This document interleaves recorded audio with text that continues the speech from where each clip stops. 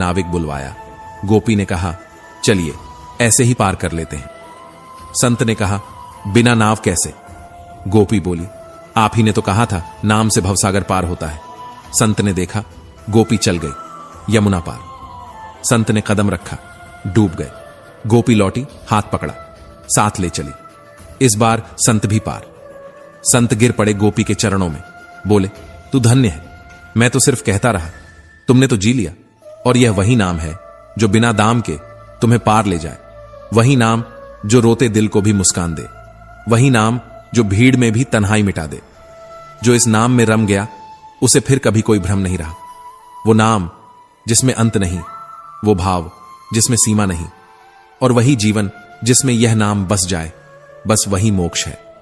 यह रही आपकी स्क्रिप्ट, शुद्ध वर्तनी, गहराई, भावनात्मक टोन, उल्टी सीधी संरचना और निरंतर प्रेरणात्मक बहाव के साथ। नाम से यमुना नहीं, जीवन की सूखी आत्मा पार होती है।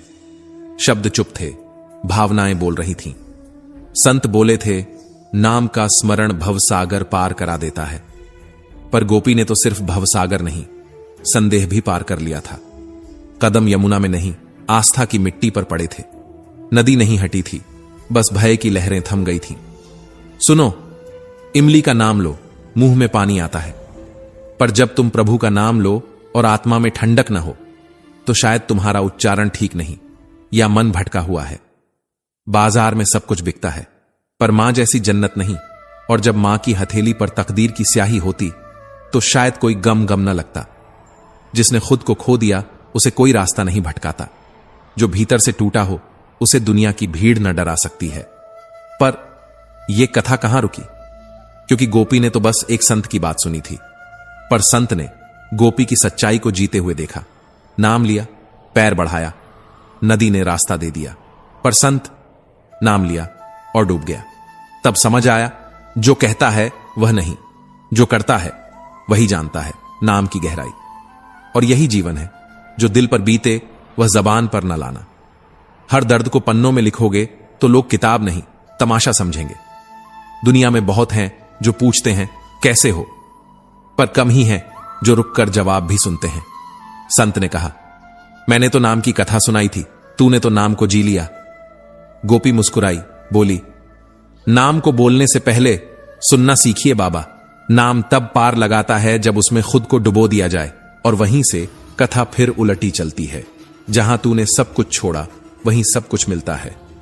सब्र वो वृक्ष है जिसकी जड़ें कड़वी पर फल मीठे होते हैं, परंतु कभी कभी जड़ें ही खा जाती हैं उन लोगों को जो फल से पहले स्वाद ढूंढने लगते हैं। श्री कृष्ण कहते हैं, जिसे खुद की पहचान न हो, वह दुनिया में सबसे ऊंची आवाज में बोलता है। जो सबसे ज्यादा हंसते हैं, अक्सर वही सबसे ज्यादा रोते हैं। बस आंसू भीतर होते हैं और हंसी बाहर।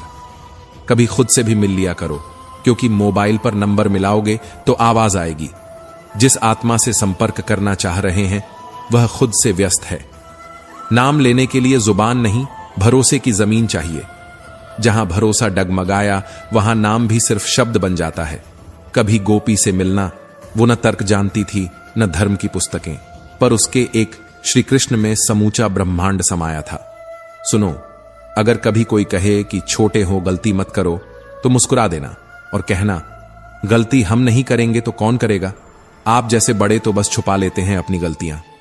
जो सच में अपना होता है, वो आपको बुरा कहेगा, पर बुरा करेगा नहीं, क्योंकि सच्चे रिश्ते आलोचना में भी अपनापन छोड़ते हैं।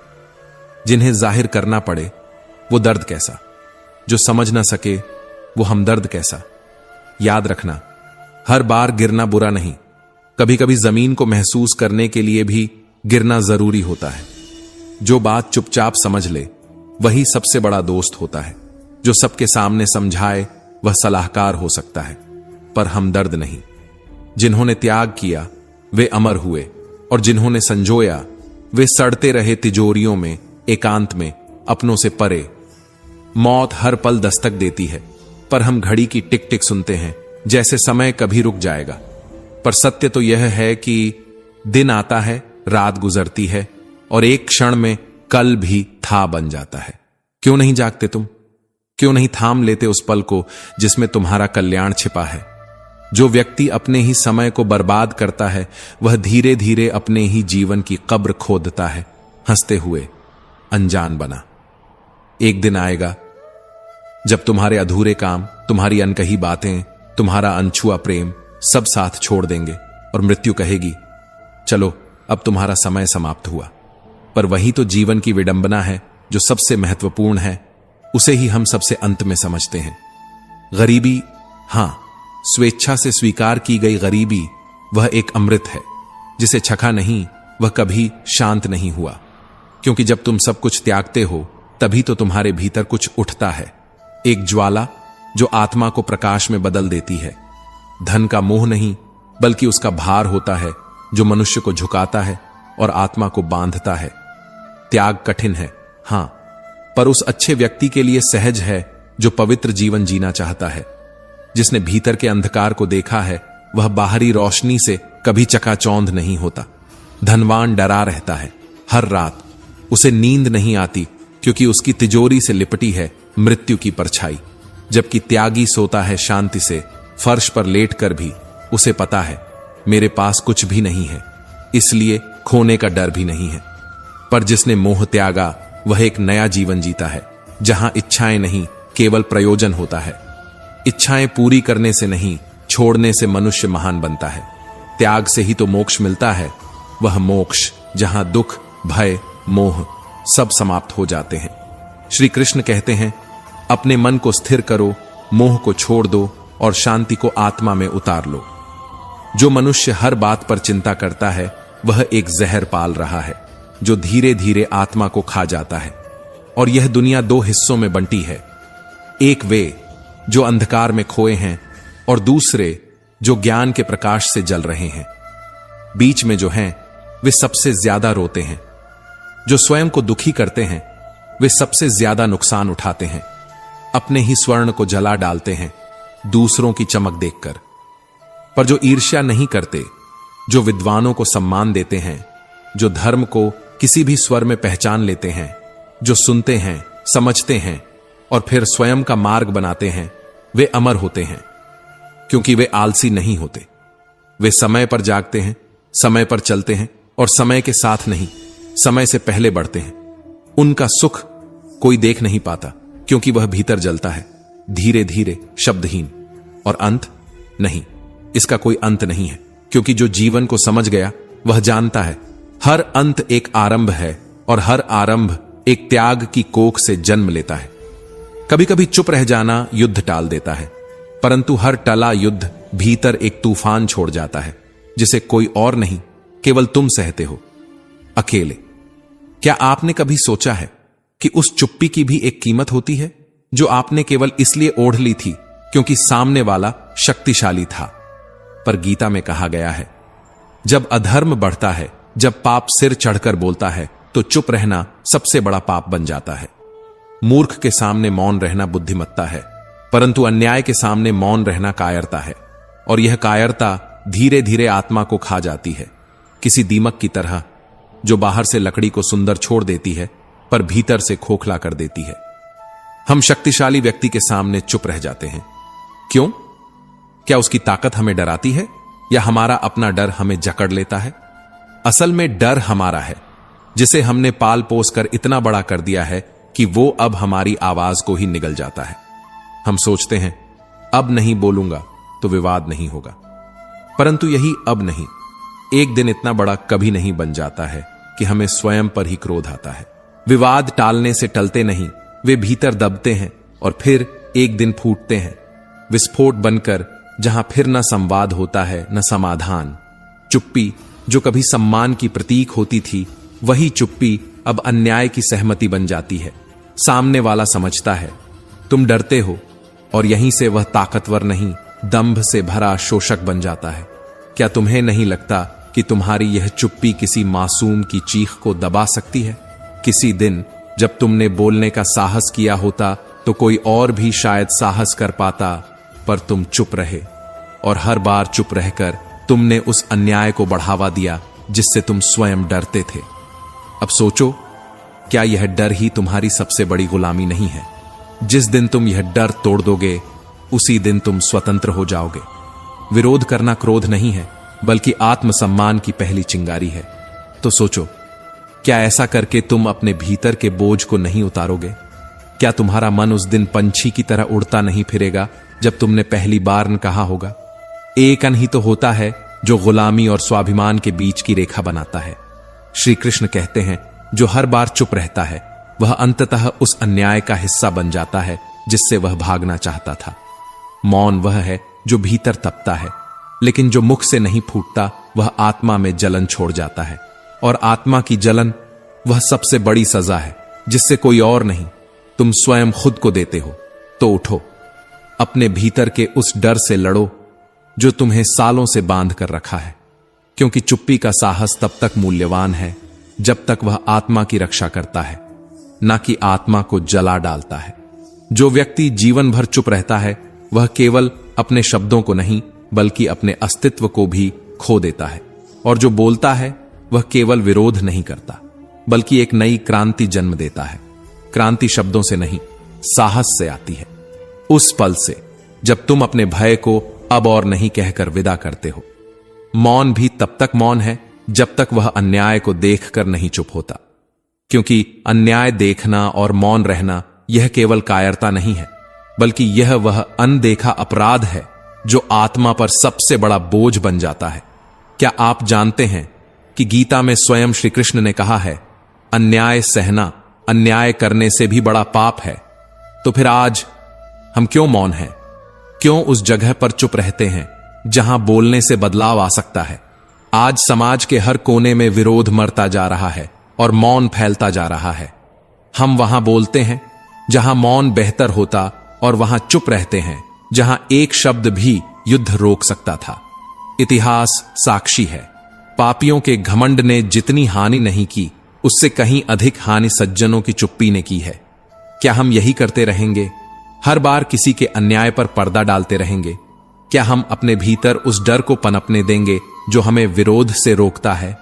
श्री कृष्ण कहते हैं, मौन तब तक तपस्या है जब तक वह सत्य की रक्षा करता है, परंतु जब वह अधर्म को सह लेता है तो वह तपस्या नहीं, एक अपराध बन जाता है। कभी कभी रिश्ते बचाने के लिए चुप रहना सही है, लेकिन जीवन भर चुप रहना रिश्तों के भीतर की सच्चाई को मार देता है। सोचिए, किसी दिन किसी मासूम के साथ अन्याय हो रहा हो और आप केवल इसलिए चुप रहें क्योंकि वह आपके अपने के खिलाफ था, तो क्या वह चुप्पी आपको जीवन भर चैन लेने देगी? जो व्यक्ति गलत बातों का समर्थन नहीं करता वह बोलता नहीं, परंतु जो समर्थन करता है वह अक्सर चुप रहता है। शब्दों की मार इतनी नहीं होती जितनी मौन की मार होती है, क्योंकि मौन तो मन के भीतर सुलगता है और आत्मा तक को जला डालता है। चुप रहकर रिश्तों को बचाया जा सकता है, परंतु चुप रहकर आत्मा को नहीं। शब्दों की कला तभी तक प्रभावशाली है जब तक वो आत्मा से निकले, वरना मौन ही सोने से भी ज्यादा मूल्यवान होता है। शब्द बहुत कुछ कह जाते हैं, परंतु मौन आत्मा से संवाद करता है। यदि आप हर बात पर बोलेंगे तो लोग आपके मौन को कभी नहीं समझेंगे, परंतु जब आप केवल आवश्यक स्थानों पर बोलते हैं तो आपका मौन भी गूंजता है। कभी कभी कुछ ना कहना सब कुछ कह देना होता है। जो व्यक्ति मूर्ख के सामने चुप रह जाता है वह स्वयं को बचाता है, परंतु जो धोखे के सामने चुप रहता है वह आने वाली पीढ़ियों का विश्वास खो देता है। तो क्या अब भी आप चुप रहेंगे? क्या आप अपनी आत्मा की आवाज को अनसुना करते रहेंगे? क्या आप स्वयं को उस अपराध से मुक्त कर पाएंगे जिसका नाम है मौन में पनपा अन्याय? यदि आप कुछ कहना चाहते हैं तो सोचकर कहिए। अनावश्यक शब्द आत्मा को थका देते हैं, परंतु आवश्यक मौन आत्मा को ऊर्जा देता है। बहस में शब्द खो जाते हैं, पर मौन में व्यक्ति मिल जाते हैं। मौन आत्मा की भाषा है और आत्मा कभी झूठ नहीं बोलती। एक बुद्धिमान व्यक्ति कम बोलता है, परंतु जब बोलता है तो मौन भी सुनता है। शांति और धैर्य, इन दो चीजों को अपने जीवन के बैग में रखिए, क्योंकि यह वो हथियार हैं जो आपको हर संघर्ष में विजयी बनाएंगे बिना कुछ कहे। जब आप मौन होते हैं तो आप सुनते हैं दूसरों की बातें नहीं, बल्कि अपनी आत्मा की पुकार। और यही मौन वह जगह है जहां आपकी वास्तविक शक्ति जन्म लेती है।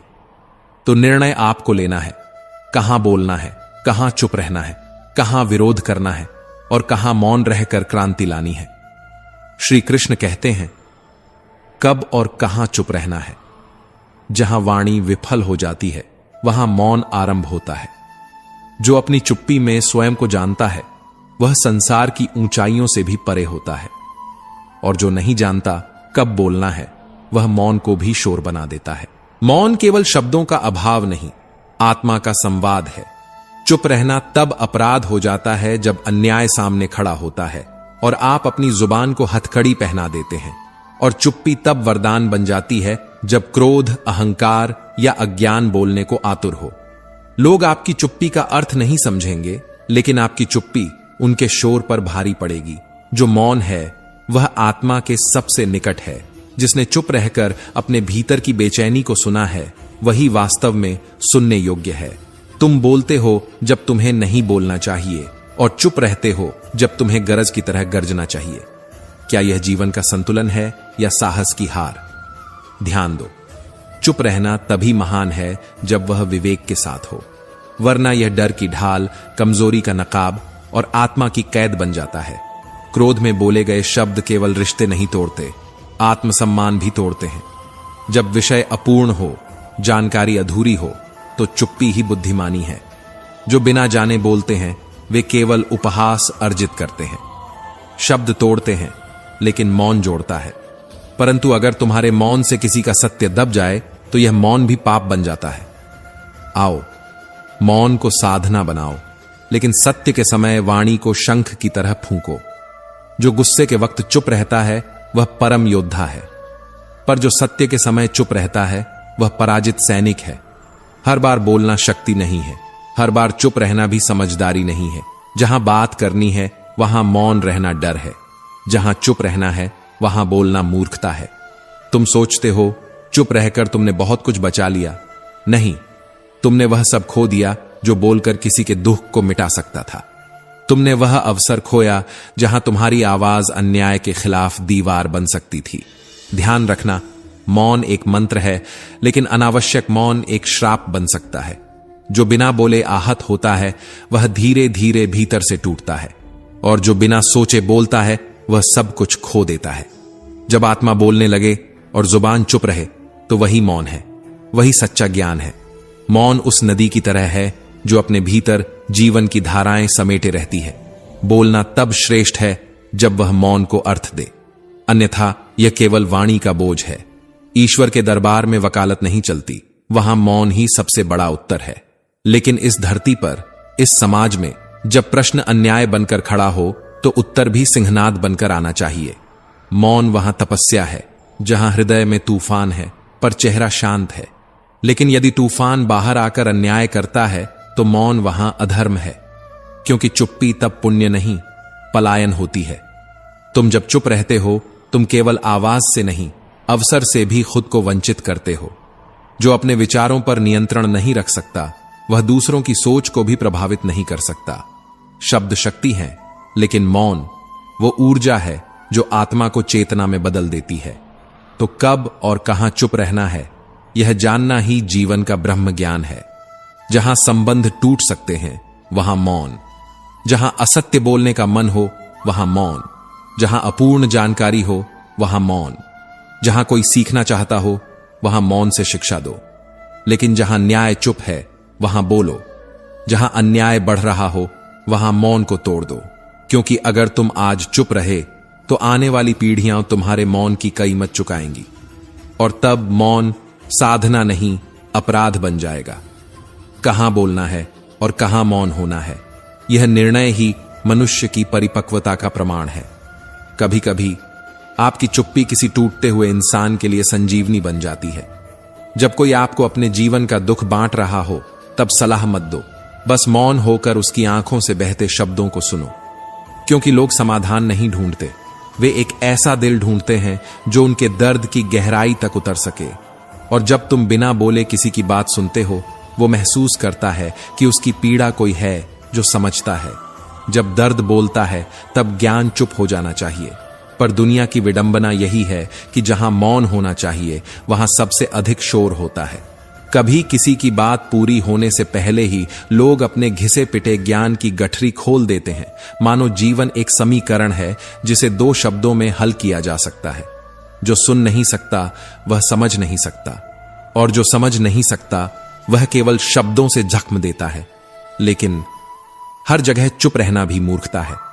अगर कोई सामने तीसरे की बुराई कर रहा है तो वहां चुप रहना कायरता है, क्योंकि जो आज किसी और की पीठ पीछे झर उगल रहा है वह कल तुम्हारे लिए भी वही करेगा। उस वक्त चुप रहना केवल अपनी पीठ को खुला छोड़ना है। यह जीवन तटस्थ बने रहने का नाम नहीं है। यह न्याय और विवेक से बोलने और अहंकार व क्रोध में चुप रहने की कला है। श्री कृष्ण कहते हैं, कुछ लोग तुम्हारी चुप्पी को स्वीकृति मान लेते हैं। वे तुम्हारे शांत स्वभाव को अपनी बकवास की छूट समझ बैठते हैं। तब तुम्हें मौन नहीं, प्रतिरोध चुनना चाहिए, पर उस प्रतिरोध में भी गरिमा होनी चाहिए। मौन का चमत्कार वहां होता है जहां मनुष्य स्वयं से संवाद कर रहा होता है, लेकिन दूसरों के सामने हर समय मौन रहना स्वयं को